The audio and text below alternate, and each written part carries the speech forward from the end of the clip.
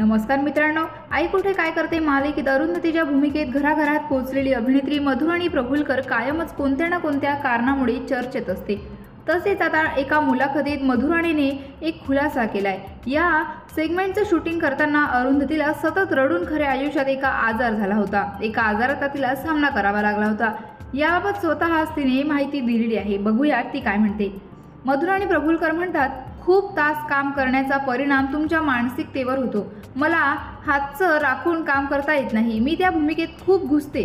ते चांगलं आहे का वाईट हे मला माहीत नाही, पण मला कधी कधी असं वाटतं की आपल्याकडे ती ऑन ऑफ करण्याचे कौशल्य नाहीयेत, पण तीच माझी खरी खासियत आहे। मी अशी आहे आणि असंच मला करता येतं। आज जो आशुतोष गेल्यानंतरचा ट्रॅक होता, तर मी सलग 3-4 दिवस 12 तास रडत होते, म्हणजे कंटिन्यू रडण्याचे सीन्स होते। मग माझ्या छातीवर दडपण जाणवायला लागलं। चौथ्या दिवशी मी सकाळी मोबाईलचा अलार्म बंद करायला उठले तेव्हा मला चक्कर आली। 2-3 दिवस मी व्हर्टिगोच्या गोळ्या घेऊन काम करते आहे। मला माहीत नव्हतं याला व्हर्टिगो म्हणतात। झोपलं की मला गरगरायचं। हे सगळं तणावामुळे होतं। व्हर्टिगोच्या गोळ्या घेऊन मी आठवडाभर काम केलं आणि आता मी पुन्हा एकदा बरी आहे। अरुंधती पुढे म्हणते की मला असं वाटतं सर्व कलाकारांनी कधी ना कधीतरी थेरपी घ्यायला हवी। आपल्या भावनांचं व्यवस्थापन कसं करायचं हे शिकायला हवं।